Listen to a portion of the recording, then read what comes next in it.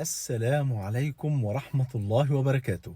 بسم الله والحمد لله والصلاة والسلام على حبيبنا وأسوتنا وقدوتنا وشفاعنا رسول الله صلى الله عليه وآله وسلم.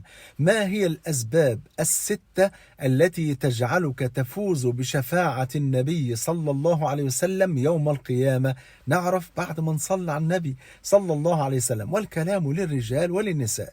رقم واحد، هم 6 أسباب تجعلنا نفوز بشفاعة النبي. وانتم عارفين بقى يوم القيامة يوم صعب جدا جدا على الكافرين وعلى العصاة، فربنا يجعله يوم عيد لنا كمؤمنين موحدين بفضل الله سبحانه وتعالى. فنحن أحوج ما نكون إلى شفاعة النبي صلى الله عليه وسلم يوم القيامة.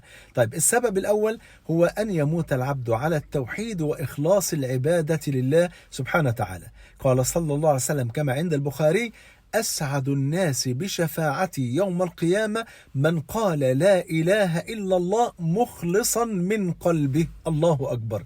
في الحديث الثاني اللي رواه مسلم أن النبي صلى الله عليه وسلم قال: لكل نبي دعوة مستجابة، فتعجل كل نبي دعوته إلا أنا، فإني اختبأت دعوتي شفاعة لأمتي، وإنها نائلة إن شاء الله تعالى من مات من أمتي لا يشرك بالله شيئا. ادي ايه؟ ادي رقم واحد، التوحيد واخلاص العباده لله. رقم اتنين يا حبايبي، كثرة الصلاة على النبي صلى الله عليه وسلم، كما ورد عند الطبراني في الكبير باسناد حسن ان النبي صلى الله عليه وسلم قال: من صلى علي حين يصبح 10 وحين يمسي 10، يعني تصلي على النبي 10 مرات الصبح و10 مرات بالليل، خليهم مع اذكار الصباح والمساء، ادركته شفاعتي يوم القيامة. يبقى ده رقم اتنين.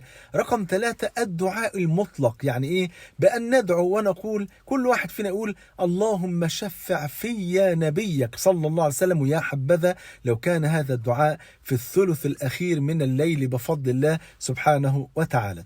رقم أربعة، أن نسأل الله عز وجل الوسيلة للنبي. الوسيلة دي أعلى درجة في الجنة وهي خاصة بالنبي، فمن سأل الله الوسيلة للنبي كانت له شفاعة النبي. قال صلى الله عليه وسلم كما عند مسلم: إذا سمعتم المؤذن فقولوا مثل ما يقول ثم صلوا علي، فإنه من صلى علي صلاة واحدة صلى الله عليه بها 10، ثم سلوا الله لي الوسيلة فإنها منزلة في الجنة لا تنبغي إلا لعبد من عباد الله، وأرجو أن أكون أنا هو، فمن سأل الله لي الوسيلة حلت له شفاعتي يوم القيامة. الحديث الثاني رواه البخاري، قال صلى الله عليه وسلم: من قال حين يسمع النداء، أي حين يسمع الأذان: اللهم رب هذه الدعوة التامة والصلاة القائمة آت محمدا الوسيلة والفضيلة وابعثه مقاما محمودا الذي وعدته، حلت له شفاعتي يوم القيامة. رقم 5، أن تسكن في المدينة المنورة وأن تموت فيها. ربنا يرزقنا وإياكم السكن في المدينة والموت فيها. فقد قال صلى الله عليه وسلم كما عند أحمد والترمذي بسند صحيح: من استطاع منكم أن يموت بالمدينة فليمت بها، فإني أشفع لمن يموت فيها. رقم 6، ودي آخر حاجة، كثرة السجود لله سبحانه وتعالى. ففي الحديث اللي رواه مسلم إن ربيعة بن مالك كان بيحضر مية الوضوء للنبي صلى الله عليه وسلم، أراد النبي أن يكافئه، قال له: سلني شيئا يا ربيعة. قال له: أسألك مرافقتك في الجنة يا رسول الله.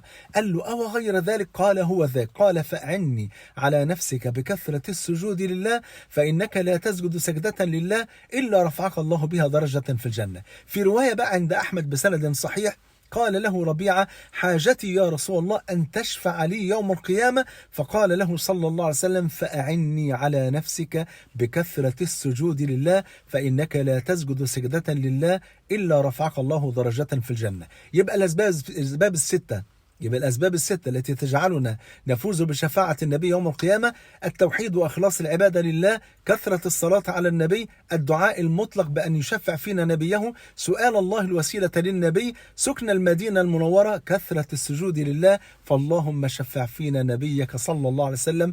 اللهم اجمعنا وإياكم مع سيد ولد آدم صلى الله عليه وسلم في الفردوس الأعلى. بحبكم في الله، والسلام عليكم ورحمة الله وبركاته.